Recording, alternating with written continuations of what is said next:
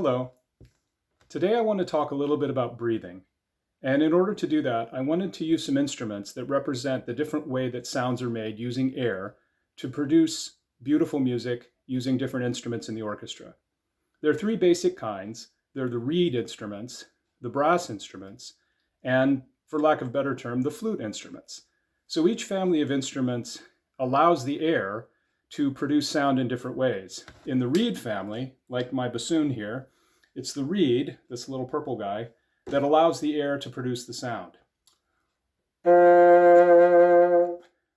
And in the brass family, it's the lips producing some kind of buzzing that allows the sound to be made on my didgeridoo here.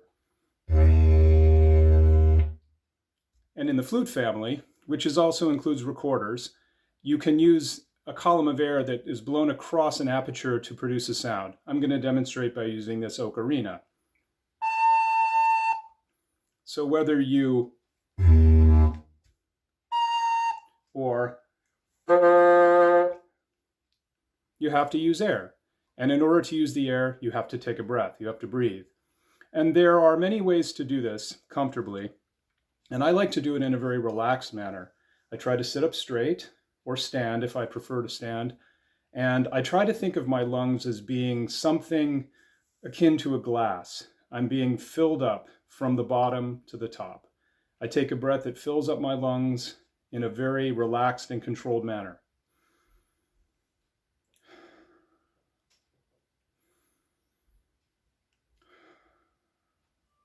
And you can see that my shoulders aren't raising, my body is just expanding.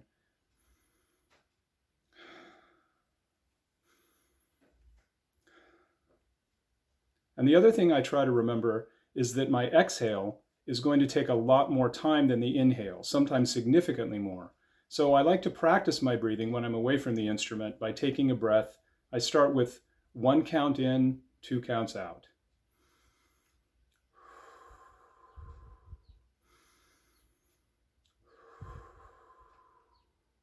And increase from there. So I'm relaxed, I'm taking a full breath that doesn't take long, and the exhale takes a long time because depending on the instrument and the resistance of the instrument, it can take a lot of time for the air to go through the instrument depending on the needs of the music or the needs of the moment. So instruments that have a reed are going to be a little bit more resistant. In other words, they're going to have more to blow against than instruments that don't have a reed. For instance, the flute or the brass instrument. Well, ocarina and didgeridoo. You get the idea. So relaxed breath in, and relaxed exhale out depending on the resistance of the instrument.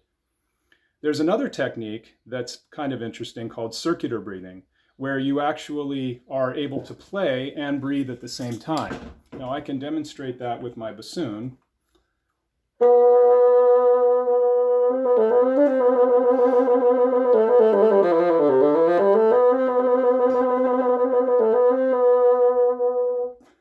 So I'm breathing out while breathing in at the same time. It's kind of an interesting technique. It's not used all the time, but sometimes it can be featured in a piece of music. There is one instance in our Grammy Award-winning Shostakovich Fifth Symphony recording where I use circular breathing played on my contrabassoon. There's a passage in the third movement, track 3, at about time index 8:43, 8 minutes and 43 seconds, where I'm playing a very long, sustained passage. And in order to do that without interrupting the sound, which is what Maestro Honeck wanted us to do, I use circular breathing, just like I did there. So breathing, circular breathing, however you do it, in a relaxed fashion and an enjoyable way to produce the most beautiful sound possible. Thanks very much. I appreciate seeing you. I hope you've enjoyed this. Hope to see you soon.